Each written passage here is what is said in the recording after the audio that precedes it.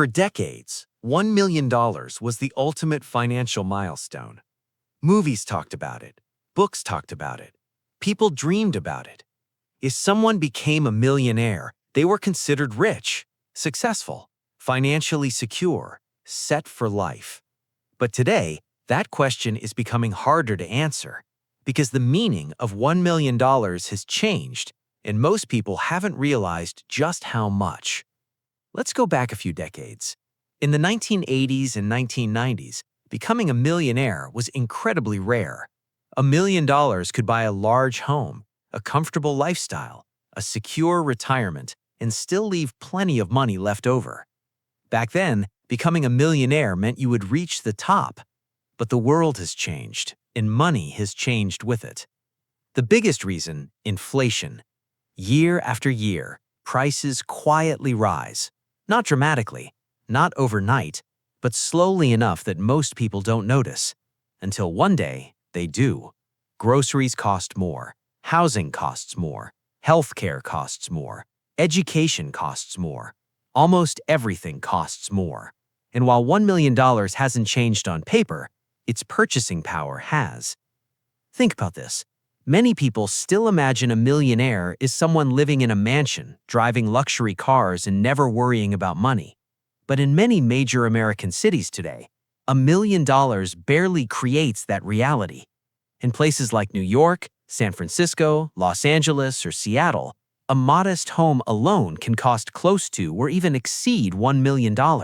And that's before property taxes, maintenance, insurance, and daily living expenses. Suddenly, $1 million doesn't feel quite as extraordinary. But here's where things get interesting. Most people hear this and think, so being a millionaire isn't impressive anymore? That's the wrong conclusion. Because the real story isn't that $1 million became worthless. The real story is that most people still underestimate how much money $1 million actually is. Let's put it into perspective. The average American doesn't have anywhere near $1 million invested. In fact, many households struggle to cover unexpected expenses. Millions of people live paycheck to paycheck. Others carry credit card debt, car loans, student loans, mortgages. Financial stress has become normal. Against that backdrop, a net worth of $1 million is still an incredible achievement. The difference is that today, it doesn't necessarily buy the luxury lifestyle people imagine, and that's because wealth and lifestyle are not the same thing. This is one of the biggest financial misunderstandings in modern society. Someone earning a high income can look wealthy. Nice car, big house, expensive vacations, designer clothes, but appearances can be deceiving. Many high-income earners are heavily dependent on their next paycheck. Remove the income, and the lifestyle disappears. Real wealth is different. Real wealth is ownership, assets, investments, cash flow, freedom, the ability to make choices without constantly worrying about money. That's what $1 million represents, not luxury, freedom. This is where investing becomes important, because when most people hear $1 million, they imagine earning it. But many millionaires don't earn their wealth all at once. They build it slowly, over decades, through consistent investing, compounding, patience, and discipline. A person who invests regularly for 20 or 30 years can potentially accumulate wealth that once seemed impossible, not because they got lucky, but because they understood a simple principle. Small actions repeated over long periods create extraordinary results. The problem is that most people focus on income. Wealthy people focus on assets. Most people ask, how can I make more money this month? Wealth builders ask, how can I own things that grow in value?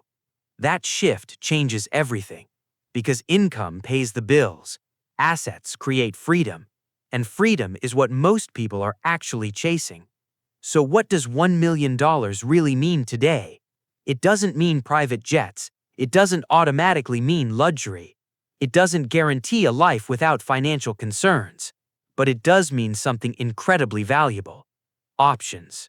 The option to work because you want to, not because you have to.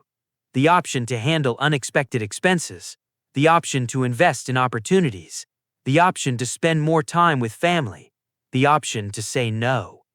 And in a world where so many people feel trapped by financial obligations, options are priceless.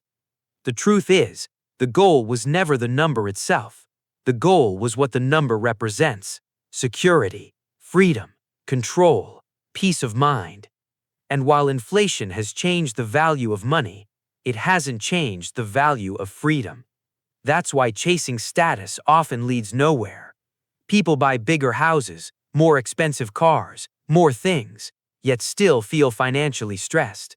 Because wealth isn't measured by what you spend, it's measured by what you own. So the next time you hear someone say, $1 million isn't what it used to be, remember this: they're right, but they're also missing the bigger picture. Because $1 million may not buy the lifestyle people once imagined, but for most people, it still represents something far more important: the ability to live life on your own terms.